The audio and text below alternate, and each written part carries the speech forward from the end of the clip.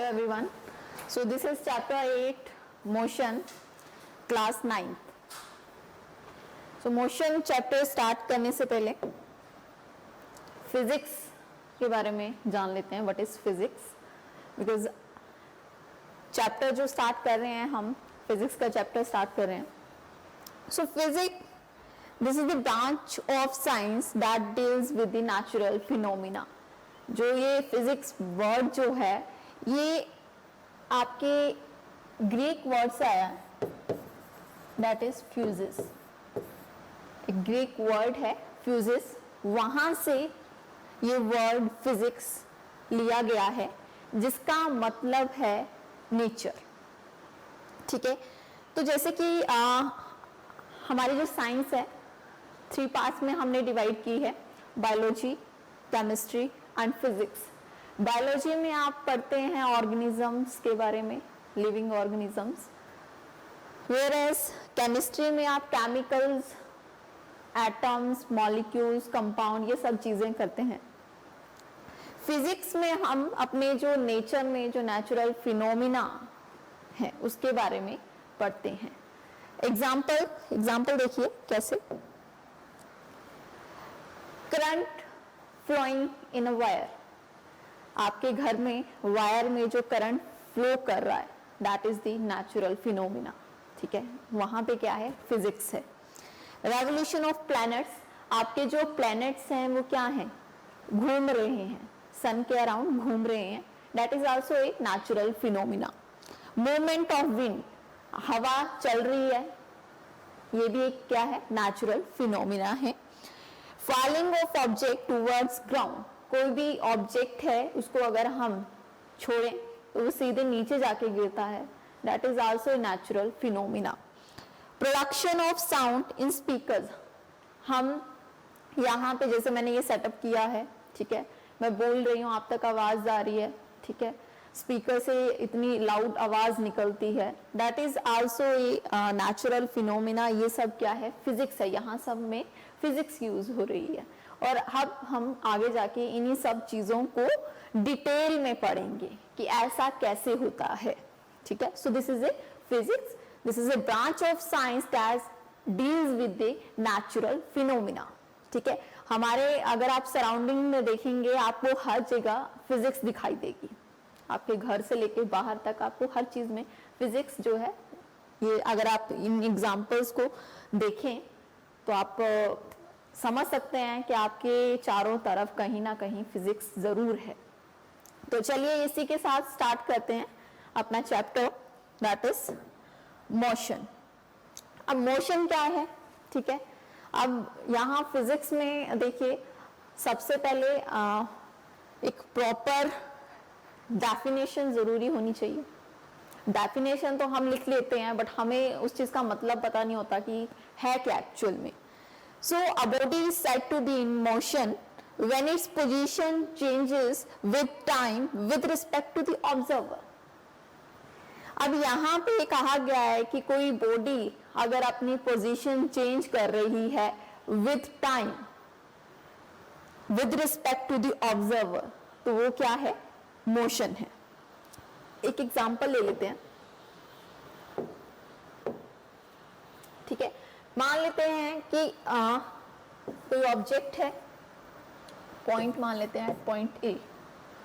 एक टाइम भी नोट कर लेते हैं, कंसीडर करते हैं, मैंने टाइम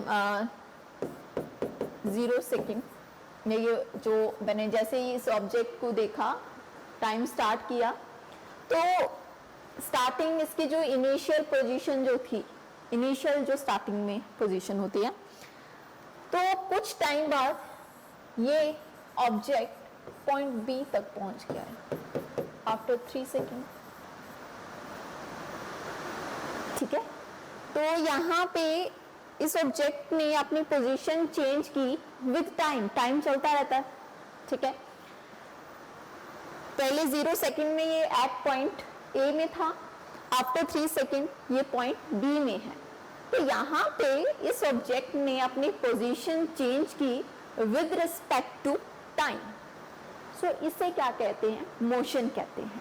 बट आपने आपकी डेफिनेशन देखी, a body is said to be in motion when it changes its position with time with respect to the observer. With respect to the observer भी उतना ही important है जितना आपका time important है. For example, मैं यहाँ पे कुछ example दूंगी. अभी आप जैसे घर में हैं, ठीक है, जैसे ये बिल्डिंग भी है, स्टिल है, रेस्ट में है, ठीक है, और आप बोलेंगे कि ये यहाँ पे रेस्ट में है, या कोई भी ट्री अगर आप देख रहे हैं, कोई भी आप और चीज देख रहे हैं, पत्थर देख रहे हैं, that is in rest. But अगर आप इसी चीज को कंसीडर करें कि ये पूरा क्या है, अर्थ है, हमारी ये पूरी अर्थ है, धरती, तो ये सन के अराउंड घूम रही है, एलिप्टिकल पाथ में घूम रही है. तो अब यहाँ पे जो अर्थ है वो अपनी पोजीशन चेंज कर रही है, वो स्टिल थोड़ी है. अब उसी अर्थ में ये सब चीजें हैं, ये बिल्डिंग है, ये ट्री है. अगर अर्थ घूम रही है तो ये सब चीजें भी तो घूम रही हैं. तो जिसका मतलब ये है कि ये बिल्डिंग भी रेस्ट में नहीं है, ये भी मोशन में है, ट्री भी मोशन में है. एवरीथिंग जो आपको यहाँ पे दिख रहा है रेस्ट में है, वो सब मोशन में है, बिकॉज हमारी जो अर्थ है वो क्या है, घूम रही है, ठीक है. बट ऐसा नहीं है. यहाँ पे हम जो चीज कंसीडर कर रहे हैं main, that is with respect to the observer, कि जो उस चीज को देख रहा है, जैसे इस ट्री, कोई भी ट्री है, कोई भी बिल्डिंग है, कोई भी हाउस है, रेस्ट में है. क्यों? जो ऑब्जर्वर उसको देख रहा है उसके लिए वो रेस्ट में है, ठीक है. So that is in rest, ठीक है. और अगर यहाँ पे रेस्ट की डेफिनेशन भी देख लीजिए, तभी दोनों को हम कंसीडर करते हैं. A body is said to be at rest when its position does not change with time with respect to the observer. यहाँ पे पोजीशन चेंज कर रही थी, यहाँ पे पोजीशन चेंज नहीं करेगी, सो दैट इज द रेस्ट, ठीक है. तो दैट मीन्स कि अगर कोई भी चीज अगर आप एक्सप्लेन करें कि वो मोशन में है, अगर मैं ही बताऊंगी कि ये चेयर या ये सब यहाँ पे जितनी भी चीजें हैं ये रेस्ट में हैं, वो मेरे लिए हैं, मैं ऑब्जर्व कर रही हूँ उन्हें, मैं देख रही हूँ, तो वो मेरे लिए क्या है, रेस्ट में है, ठीक है.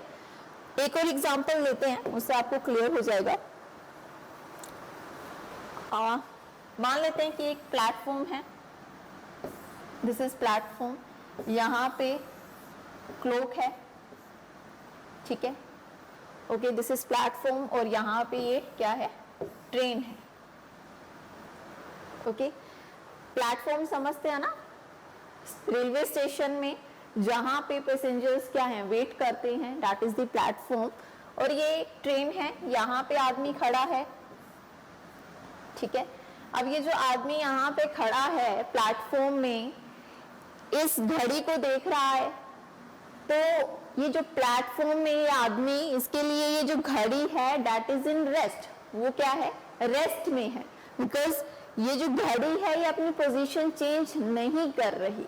बट अगर इसी ही घड़ी को ट्रेन में बैठे कोई आदमी देख रहा हो, ट्रेन चलती है, मान लेते हैं ट्रेन चल रही है, और इस चलती हुई ट्रेन में कोई आदमी बैठा है और वो इस घड़ी को देख रहा है, तो उसके लिए घड़ी जो है that is in motion. Because जब आप किसी गाड़ी में जा रहे हैं, आप बाहर देखते हैं, ट्री देखते हैं या कोई और चीज देखते हैं, वो अपनी पोजीशन चेंज कर रही हैं, वो पीछे जा रही हैं. सिमिलरली अगर यहाँ पे कोई आदमी बैठ के इस घड़ी को देख रहा है चलती ट्रेन में, तो इस घड़ी की पोजीशन उसके लिए चेंज होगी. तो यहाँ पे दो चीजें मैटर कर रही हैं, दो चीजें, दो केसेस देखिए. इस आदमी के लिए घड़ी क्या है, रेस्ट में है, बट अगर वही घड़ी चलती हुई ट्रेन में कोई आदमी देखिएगा तो उसके लिए वो क्या होगी, मोशन में होगी.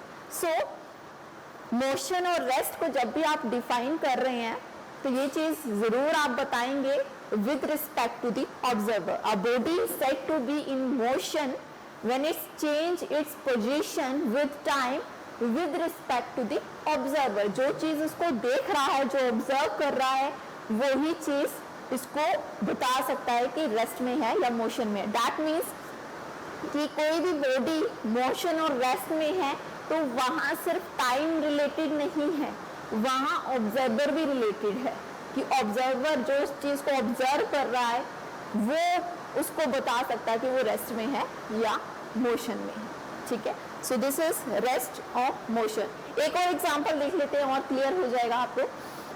मान लेते हैं ये रोड है, गाड़ी जा रही है, ठीक है, यहां पे एक आदमी खड़ा है, ओके, ये गाड़ी बहुत स्पीड से जा रही है, ठीक है, मान लेते हैं 180 किलोमीटर पर इसकी स्पीड बहुत तेजी से जा रही है, ठीक है। अब जब ये आदमी इस गाड़ी को देख रहा है, ठीक है, उसको लग रहा है कि ये बहुत तेजी से जा रही है, वो इसकी स्पीड जो है वो एस्टिमेट कर लेता है कि अराउंड 180 किलोमीटर पर आवर से ये गाड़ी जा रही है।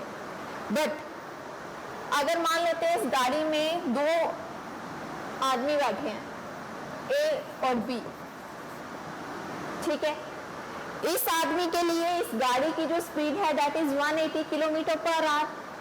बट अगर यही चीज ए से पूछी जाए, जो इस गाड़ी में दोनों लोग जो बैठे हैं उनमें से एक से पूछी जाए कि भाई इस गाड़ी की स्पीड क्या है, तो उसके लिए तो वो जीरो होगी, क्योंकि वो तो उसमें है, गाड़ी में है, उसके लिए इस गाड़ी की स्पीड क्या होगी, जीरो। तो यहाँ पे ये चीज देखिए कि जो ऑब्जर्व कर रहा है यहाँ पे, वो चीज उसके लिए वो अलग होगी, जो दूसरा उस गाड़ी में बैठा है, जो यहाँ पे ए और बी जो दोनों इस गाड़ी में बैठे हैं, उसके लिए स्पीड क्या है, 0 किलोमीटर पर आवर है, 0 होगी ऑब्वियसली स्पीड, ठीक है। तो ऑब्जर्वर यहाँ पे मैटर कर रहा है, जो अगर मेरे लिए कोई चीज, मैं जिस चीज को ऑब्जर्व कर रही हूँ, अगर वो मोशन में है, तो अगर कोई दूसरा उसको देख रहा हो तो उसके लिए रेस्ट में भी हो सकती है। सो ऑब्जर्वर मैटर जरूर करेगा। चलिए, तो आगे टाइप्स ऑफ मोशन है, ठीक है। रेक्टिलिनियर मोशन, रेक्टिलिनियर मोशन जब कोई स्ट्रेट लाइन में मोशन हो रहा हो, ठीक है, अगर बॉडी जो है आपकी स्ट्रेट लाइन में मूव करेगी, सो उस मोशन को हम रेक्टिलिनियर मोशन कहते हैं। सर्कुलर मोशन, नाम से ही पता चल रहा है कि अगर कोई सर्कुलर पाथ में आपका कोई मोशन हो रहा है, ठीक है, so that is called the circular motion. Last one is oscillatory motion, to and fro motion. ये पेंडुलम का ये जो मोशन आपने देखा होगा इस तरह से, ठीक है, this is to and fro motion. तो ये से हम क्या कहते हैं, ऑसिलेटरी मोशन, ठीक है। तो तीन तरह के मोशन है, rectilinear motion, circular motion, oscillatory motion. Rectilinear motion जो स्ट्रेट लाइन, सीधी लाइन में जो मोशन होगा that is rectilinear motion. Circular motion circular path में जो मोशन होगा, और ऑसिलेटरी मोशन जो टू एंड फ्रो मोशन होता है आपका, that is called the oscillatory motion. चलिए, next one is physical quantities. देखिए, हम चैप्टर कर रहे हैं मोशन।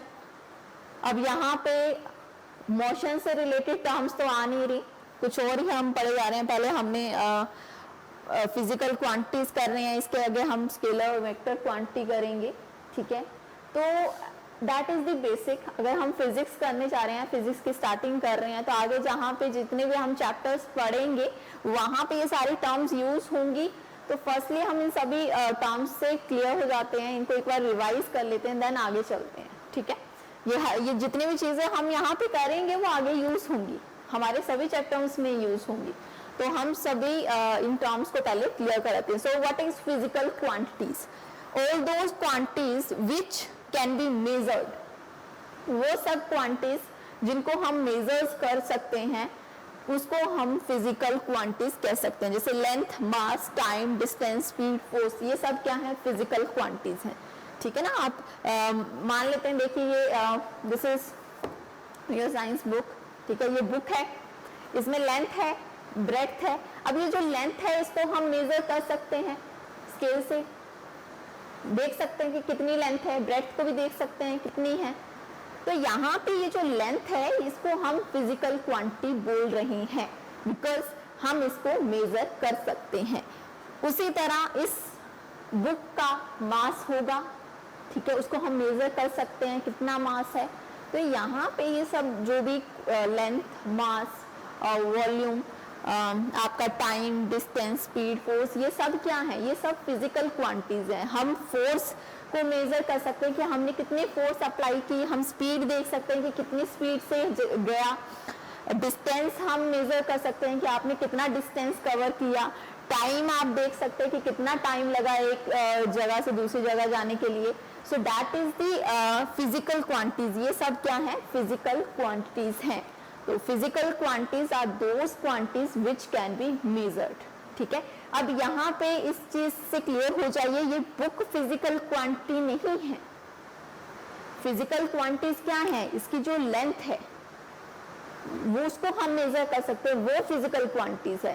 ये पेन जो है ये फिजिकल क्वांटिटी नहीं है, या ये जो आप माउस देख रहे हैं ये फिजिकल क्वांटिटीज नहीं है। इसकी जो लेंथ होगी, इसकी जो मोटाई होगी, वो सब फिजिकल क्वांटिटीज हैं, उन्हें हम फिजिकल क्वांटिटीज कह रहे हैं।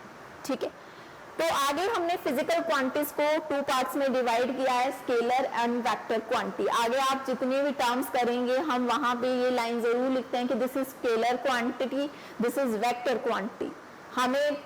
हम लिख देते हैं कि हाँ भाई ये स्केलर है, ये वेक्टर है, बट हमें ये नहीं पता होता कि स्केलर क्या है और वेक्टर क्या है।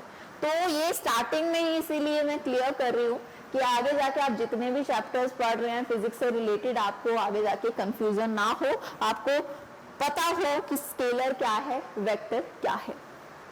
So scalar quantity, physical quantity which have magnitude only, उसे हम स्केलर क्वांटिटी कहते हैं। ठीक है, अभी हमने फिजिकल क्वांटिटीज की कि जिसको भी हम मेजर कर सकते हैं उसको हम फिजिकल क्वांटिटीज कहते हैं। ठीक है, अब ये सब जितने भी क्वांटिटीज हैं उनको हमने 2 पार्ट्स में डिवाइड कर दिया, स्केलर एंड वेक्टर। अब स्केलर क्वांटिटी क्या है कि जिसमें सिर्फ आपका मैग्नीट्यूड ही होगा, उसे हम स्केलर क्वांटिटी कहेंगे। फॉर एग्जांपल सेम मैं फिर से यही ले रही हूँ, आपकी बुक ले रही हूँ, लेंथ, ठीक है, इसकी लेंथ है। अब इसकी लेंथ मान लेते हैं कि ये 10 सेंटीमीटर है, इसकी लेंथ 10 सेंटीमीटर है।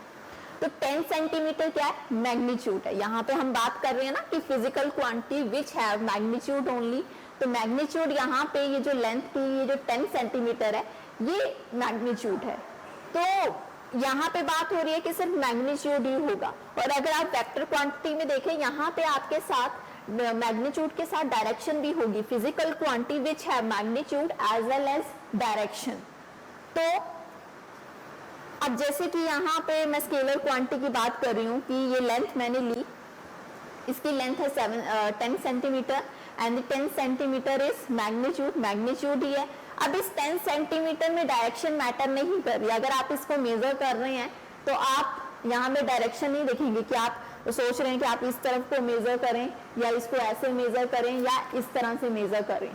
यहाँ पे डायरेक्शन मैटर नहीं करेगी, यहाँ पे सिर्फ आपका मैग्नीट्यूड मैटर करेगा। आप इसको कहीं से भी आप इसको मेजर कर सकते हैं, इस तरफ से करिए, ऐसे कर लीजिए, उसमें कोई चेंज नहीं आएगा, आपका मैग्नीट्यूड वही रहेगा। तो मतलब यहाँ पे सिर्फ मैग्नीट्यूड ही है, आपकी डायरेक्शन मैटर नहीं कर रही। तो वो सब क्वांटिटीज जिसमें मैग्नीट्यूड होगी, डायरेक्शन का कोई रोल नहीं होगा, उसे हम स्केलर क्वांटिटी कहते हैं। Mass, time, distance, speed, work, power, all these quantities, यहाँ पे सिर्फ आपका मैग्नीट्यूड ही होगा, डायरेक्शन का कोई रोल नहीं होगा। So these quantities are called scalar quantity, इन्हें हम स्केलर क्वांटिटी कहते हैं। अब vector quantity which have magnitude as well as direction, जिसमें आपका मैग्नीट्यूड भी होगा, डायरेक्शन भी होगी। फॉर एग्जाम्पल एक एग्जाम्पल ले लेते हैं, आप अपने रूम का डोर खोल रहे हैं, ठीक है, आप अपने रूम का डोर खोलना चाहते हैं। सो आप फोर्स अप्लाई करेंगे, फोर्स लगाएंगे, मान लेते हैं फोर्स आपने लगाई 7 न्यूटन। न्यूटन जो है वो फोर्स की यूनिट है, ठीक है।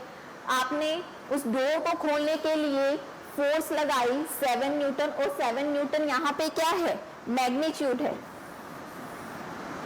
7 न्यूटन इज द मैग्नीट्यूड, ठीक है। अब जैसे ही आपने उस डोर को खोलने के लिए फोर्स लगाई 7 न्यूटन, तो वहां पे मैग्नीट्यूड के साथ आपको डायरेक्शन भी तो बतानी पड़ेगी कि आप किस तरफ को फोर्स अप्लाई करेंगे, आगे को करेंगे कि पीछे को करेंगे, ठीक है।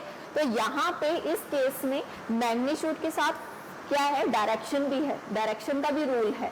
सो these quantities are called vector quantity. यहाँ पे ये सब क्या है, वेक्टर क्वांटिटी है, ठीक है, क्योंकि यहाँ पे मैग्नीट्यूड भी है, डायरेक्शन भी है, ठीक है। अगर आप डोर को खोलना चाहते हैं, फोर्स आप अप्लाई कर देंगे। एक और एग्जांपल ले लेते हैं कि जैसे ये ऑब्जेक्ट है, ठीक है, आप इसे यहाँ लेके आना चाहते हैं, इसकी पोजीशन चेंज करना चाहते हैं, आपने फोर्स अप्लाई की। अब जो फोर्स अप्लाई करेंगे तो उसके लिए डायरेक्शन मैटर करेगी कि आप इस ऑब्जेक्ट के लिए फोर्स यहाँ से अप्लाई करेंगे, यहाँ से करेंगे कि यहाँ से करेंगे, है ना। अगर आप उसकी पोजीशन यहाँ से यहाँ लाना चाहते हैं तो कितनी फोर्स अप्लाई कर रहे हो, उसके साथ साथ डायरेक्शन भी यहाँ मैटर कर रही है कि इस ऑब्जेक्ट को फोर्स कहाँ से आप देंगे, सीधे देंगे, ऊपर से देंगे कि नीचे से देंगे। ऑब्वियसली आप यहाँ से देंगे तभी वहां जाएगी। सो दैट मीन्स कि वो सब क्वांटिटीज जहाँ पे मैग्नीट्यूड तो है, साथ में डायरेक्शन भी होगी, उसे हम वेक्टर क्वांटिटी कहते हैं। So displacement, velocity, force, all these quantities are vector quantity. चलिए नेक्स्ट इज यूनिट। हम अभी तक हमने फिजिकल क्वांटिटीज पढ़ी, ठीक है। अभी जितने भी फिजिकल क्वांटिटीज हैं इन सभी के यूनिट्स हैं, ठीक है। आपने अभी तक अपने लेंथ, ब्रेड्थ, वॉल्यूम, एरिया, जितनी भी चीजें अभी तक की हैं उन सभी में यूनिट्स आप यूज करते थे। तो वो यूनिट क्या है? It is a reference standard in terms of which any physical quantity can be measured. ये एक ऐसे रेफरेंस स्टैंडर्ड यूनिट हैं जिनसे हम फिजिकल क्वांटिटीज को मेजर करते हैं। लेंथ को हम मीटर, सेंटीमीटर, किलोमीटर, इन तीनों यूनिट से मेजर करते हैं। टाइम को सेकंड, मिनट, आवर, इनसे हम मेजर करते हैं। टेम्परेचर को सेल्सियस, फ़ारेनहाइट, इन सभी से हम मेजर करते हैं। तो ये सब क्या है? यूनिट है, एक रेफरेंस स्टैंडर्ड बोलेंगे कि दैट मीन्स कि ये सभी यूनिट अगर आप पूरी दुनिया में देखें तो एक कुछ हमने डिसाइड किए हैं कि भाई इन्हीं चीज़ों से हम, इन्हीं यूनिट से हम जो हैं इन चीज़ों को मेजर करें। So these unit are use to measure all the physical quantities. जैसे कि अभी मैंने बुक का एग्जांपल लिया था, लेंथ मैं कह रही थी कि कितनी है, 7 सेंटीमीटर, 10 सेंटीमीटर ली थी, तो यहाँ पे 10 के साथ मैंने सेंटीमीटर भी लगाया था, दैट इज द यूनिट। वो क्या है? यूनिट है, ठीक है, रेफरेंस स्टैंडर्ड यूनिट। उसके बाद मैंने फोर्स का एग्जांपल लिया था, तो वहां पे भी मैंने कहा था कि 10 न्यूटन, तो न्यूटन क्या है? वो भी क्या है? यूनिट है, ठीक है। तो हर एक क्वांटिटीज को मेजर करने के लिए हम अलग अलग यूनिट जो है यूज करते हैं। आगे आता है वेरियस सिस्टम ऑफ यूनिट्स। अब हमारे जो देखिए दुनिया है, हर जगह में यूनिट्स जो हैं वो डिफरेंट यूज होते हैं, ठीक है। तो यहाँ पे मैंने 3 तरह के लिए हैं, FPS, CGS, MKS। FPS में लेंथ, फुट, मास, पाउंड, टाइम, सेकंड, ठीक है। आपने देखा होगा कि जब आप शूज लेने जाते हैं तो साइज जो होता है, कहीं पे आप फुट में ले रहे होते हैं, कहीं पे सेंटीमीटर में ले रहे होते हैं, कहीं पे कोई और साइज चला होता है, ठीक है, कहीं पे 36 इस तरह से हम देखते हैं, यूको साइज। तो यहाँ पे जो साइज जो हैं, अभी तो मैं साइज की बात कर रही हूँ कि डिफरेंट यूज करते हैं। कहीं बाहर चले जाओ, वहां पे उसी साइज को किसी और यूनिट से आप रिप्रेजेंट करते हैं। तो यहाँ पे भी ऐसा ही है कि FPS जो सिस्टम है, इसके अकॉर्डिंग लेंथ फुट में ली जाती है, मास पाउंड में लिया जाता है, टाइम सेकंड में लिया जाता है। CGS में length centimetre, mass gram and time second. MKS में लेंथ मीटर में ली जाती है, मास किलोग्राम में लिया जाता है, टाइम सेकंड में लिया जाता है। तो अलग अलग कंट्रीज में अलग अलग सिस्टम यूज होते हैं, ठीक है। तो हम ज्यादातर यूज करते हैं मीटर, किलोग्राम, सेकंड। फिर आता है SI unit system, that is the international system of units. अब देखिए कि जैसे कि मैंने अभी बताया कि अलग अलग कंट्रीज में अलग अलग उसको सिस्टम को फॉलो करते हैं। तो इस तरह से हमारे लिए मुश्किल हो जाता है कि अगर हम कोई भी चीज़ को अलग यूनिट में कंसीडर कर रहे हैं, बाहर उसी चीज़ को किसी और में कंसीडर करते हैं, तो अगर दोनों चीज़ को कंपैरिजन मतलब एक्सप्लेन करने में या कुछ और डिफाइन करने में प्रॉब्लम आ जाती है। तो इसीलिए क्या किया गया, एक इंटरनेशनल एक सिस्टम बनाया गया जो सभी उसी चीज को फॉलो करेंगे। दैट मीन्स कि अगर 10 का ग्रुप है, एक किसी और को फॉलो कर रहा है, दूसरा किसी और को फॉलो कर रहा है, तीसरा किसी और को फॉलो कर रहा है, तो वहां पे सब क्या है, गड़बड़ हो जाएगी। ठीक है, अगर कोई अपनी चीज को एक्सप्लेन करेगा तो दूसरा वाला इसको समझ नहीं पाएगा, है ना। मुश्किल हो जाएगी कि आप सभी एक दूसरे को फॉलो कर रहे हैं, किसी और सिस्टम को फॉलो कर रहे हैं, तो इससे बेटर है कि सभी डिसाइड कर लें कि हाँ भाई इसी चीज को फॉलो करना है, तो फिर सब कुछ इजी हो जाएगा। तो इसीलिए क्या हुआ, डिसाइड किया गया कि सभी जगह में हम जो यूज करेंगे that is SI unit system, हम इसी यूनिट को फॉलो करेंगे।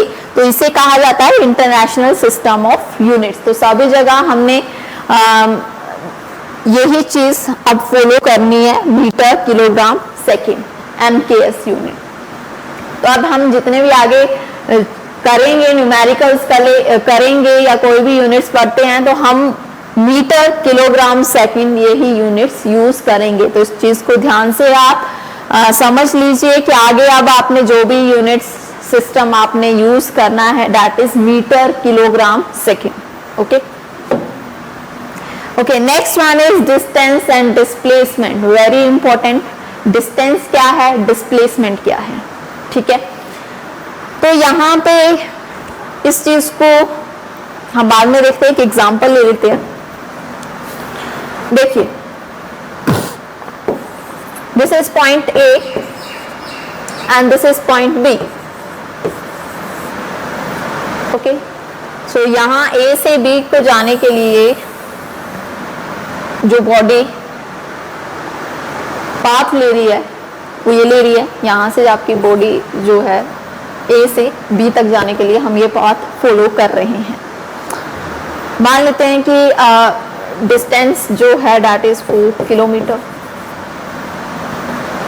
ठीक है। यहाँ पे सो A से B तक ये शॉर्टेस्ट डिस्टेंस भी है, this is the shortest distance, इसको हम लिख देते हैं 3 किलोमीटर। तो A is initial position, A आपकी इनिशियल है जो स्टार्टिंग पोजीशन है, and this is final position. तो यहां पे जो डिस्टेंस है दैट इज दिस, ये जो पाथ है 4 किलोमीटर वाला, इसको हम डिस्टेंस बोलेंगे। Total length, total actual length covered by a moving body from initial to final position, ठीक है। एक मूविंग बॉडी द्वारा जो A से लेकर B तक जो टोटल इस पाथ, ये जो रास्ता है, इसके जो लेंथ है जितनी कवर की गई दैट इज द डिस्टेंस, उसे हम डिस्टेंस कहते हैं।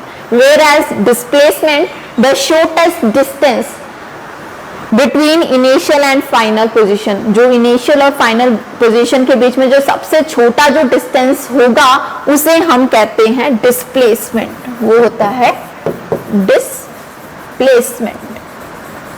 This is the displacement and this is the distance. Displacement हमेशा एक स्ट्रेट लाइन होती है, अगर आप 2 पॉइंट्स का अगर शॉर्टेस्ट डिस्टेंस निकालोगे तो ऑब्वियसली वो क्या होगी, स्ट्रेट लाइन होगी। तो यहाँ पे यही है, distance is total actual path length covered by a body, कि जो भी इनिशियल और फाइनल पोजीशन तक जो भी आपके पाथ की जो लेंथ है, एक्चुअल लेंथ जो है, जो बॉडी द्वारा कवर की जा रही है that is the distance, and the displacement is shortest distance between initial and final position. दोनों इनिशियल और फाइनल पोजीशन के बीच में जो शॉर्टेस्ट डिस्टेंस होगा उसे हम क्या कहते हैं, डिस्प्लेसमेंट कहते हैं। अब बात करते हैं SI यूनिट की। SI unit of distance metre. Displacement के भी आपके SI यूनिट क्या है, मीटर ही है। डिस्टेंस और डिस्प्लेसमेंट जो है ये दोनों क्या है, इनके जो SI यूनिट है मीटर ही है। जैसे कि अभी हमने कंसीडर किया था कि SI यूनिट जो इंटरनेशनल यूनिट हम जो कंसीडर कर रहे हैं वो क्या करेंगे, मीटर किलोग्राम और सेकंड। तो यहाँ पे डिस्टेंस और डिस्प्लेसमेंट क्या है, लेंथ ही है, तो उसको हम उसके ऐसा यूनिट क्या है, मीटर है, डिस्प्लेसमेंट के भी यूनिट क्या है, मीटर है। नेक्स्ट मेन पॉइंट इज आपका जो डिस्टेंस है that is the scalar quantity. ये क्या है, स्केलर क्वांटिटी है। Displacement is a vector quantity, vector quantity.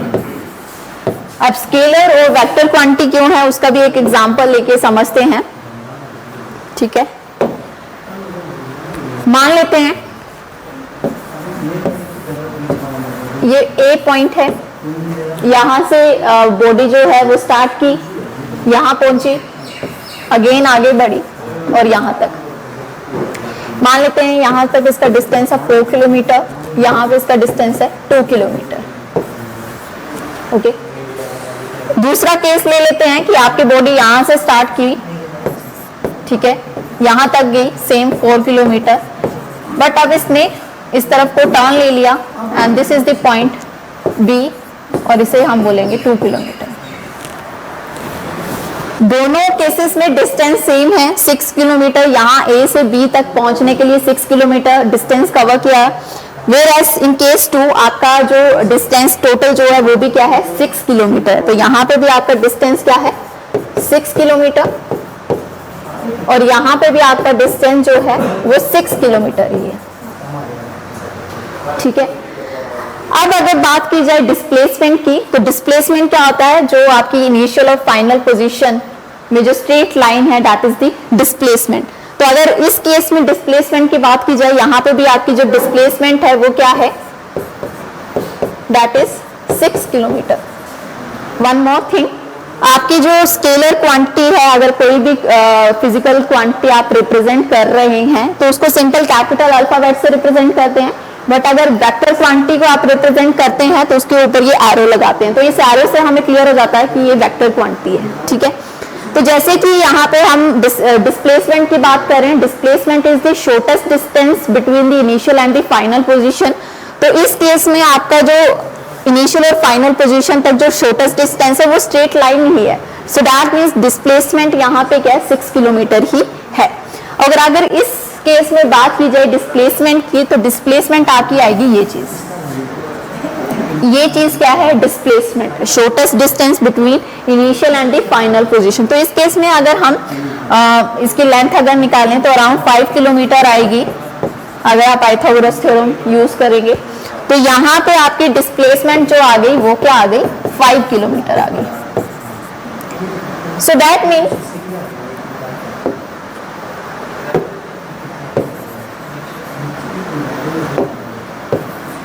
तो इसका मतलब यहाँ पे ये है कि दोनों केस में डिफरेंस ये था डायरेक्शन का, कि फर्स्ट केस में स्ट्रेट आपका पाथ था, इस केस में डायरेक्शन थोड़ी सी चेंज हो गई। तो जैसे डायरेक्शन चेंज की गई डिस्टेंस में चेंज नहीं आया, डिस्टेंस हमारा वही रहा 6 किलोमीटर, दूसरे केस में भी 6 किलोमीटर ही रहा, बट आपकी जो डिस्प्लेसमेंट है वो आपकी क्या हो गई चेंज हो गई जब हमने डायरेक्शन चेंज की गई। तो यहाँ पे ये चीज क्लियर हो रही है कि डिस्टेंस के लिए आपकी डायरेक्शन मैटर नहीं कर रही, डायरेक्शन आप चेंज करो आपका डिस्टेंस सेम ही रहेगा। So that means distance is a scalar quantity. But यहाँ पे अगर आप देख रहे हैं डिस्प्लेसमेंट आपकी डायरेक्शन से चेंज हो जा रही है, डायरेक्शन मैटर कर रही है, सो दैट मीन्स आपकी जो यहाँ पे डिस्प्लेसमेंट है वो क्या है वेक्टर क्वांटिटी है। तो भी यहाँ पे आपने ये लिखा scalar quantity and this is the vector quantity. Distance को आप रिप्रेजेंट करते हैं कैपिटल डी से, वेयरएज डिस्प्लेसमेंट को रिप्रेजेंट करते हैं आप कैपिटल एस और ऊपर ये वेक्टर का साइन, ठीक है।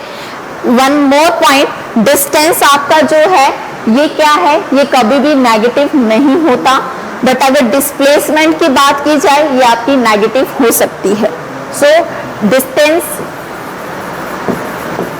Can not be negative and this is displacement can be negative. आपकी डिस्प्लेसमेंट नेगेटिव हो सकती है, कैसे ये देखिए, सपोज करिए this is the point A, यहां से आपकी बॉडी स्टार्ट की गई, यहां तक गई, बी पॉइंट में गई और वापस वो आ गई यहां सी, ठीक है। दिस इज 4 किलोमीटर मान लेते हैं, दिस इज 2 किलोमीटर, ठीक है। तो यहाँ पे बॉडी जो है ए पॉइंट से स्टार्ट की, बी तक गई, ठीक है, और बी से वापस आ गई सी तक। तो यहाँ पे जो डिस्टेंस है, डिस्टेंस क्या होता है, total length covered by a body. तो यहाँ से ए तक बी तक गई, देन बी से सी तक गई। तो यहाँ पे जो टोटल डिस्टेंस जो है वो आप देख लीजिए, दोनों को प्लस कर लीजिए। बट अगर डिस्प्लेसमेंट की बात आती है, डिस्प्लेसमेंट में क्या होता है कि जैसे बॉडी आपकी ए टू बी गई, ए टू बी गई, फिर बी टू ए वापस आई। तो यहाँ पे जब भी वेक्टर का केस होता है, तो वेक्टर के केस में हम क्या करते हैं कि अगर एक बॉडी एक सीधे रास्ते में जा रही है, जब ऑपोजिट जाएगी तो उस केस को हम क्या लेते हैं, नेगेटिव में लेते हैं, माइनस में लेते हैं, ठीक है। दैट मीन्स कि अगर 4 किलोमीटर वो जा रही है इस तरफ, ठीक है, और वो वापस आ गई इस तरफ 5 किलोमीटर, तो इसे हम लेंगे -5 kilometre in case of displacement, ठीक है। अगर पॉजिटिव डायरेक्शन की तरफ जा रही है so that is positive, but अगर उसी के ऑपोजिट की तरफ को जाएगी डिस्प्लेसमेंट तो उसको हम नेगेटिव में लेंगे, ठीक है। In case of vector, vector में हम ये चीज करते हैं कि अगर ऑपोजिट डायरेक्शन को जाएंगे तो हम उसको नेगेटिव में लेते हैं। तो अगर इसी चीज में हम ये देखें कि पहले बॉडी यहाँ पे गई, अब डिस्प्लेसमेंट की मैं यहाँ पे कर रही हूँ, टोटल डिस्प्लेसमेंट कितनी होगी 4, ठीक है, प्लस अब यहाँ से बॉडी जो है वो इस तरफ को आई, तो दैट मीन्स आप 4 + 2 दैट इज 6। तो यहाँ पे हम जो लिखेंगे वो क्या आएगा, -6 लिखेंगे। -6 इसलिए लिखेंगे क्योंकि अब जो बॉडी बी से सी जा रही है, तो जो यहाँ पे डिस्प्लेसमेंट है वो नेगेटिव में लिखी जाएगी, वो उल्टी डायरेक्शन को जा रही है। सो ये यहाँ पे क्या आ गया 4 - 6 दैट इज -2 किलोमीटर, यहाँ पे आपकी क्या आएगी, डिस्प्लेसमेंट आएगी। और अगर हम डिस्टेंस की बात करें तो that is 4 + 6 that is 10 kilometre. This is the distance. Distance के केस में हम नेगेटिव नहीं लेंगे, but in case of displacement हम नेगेटिव लेंगे क्योंकि ऑपोजिट को जा रही है, जैसे ऑपोजिट को जितना डिस्टेंस कवर किया उसको नेगेटिव में हम लेंगे, because displacement is a vector quantity, ठीक है। Thank you.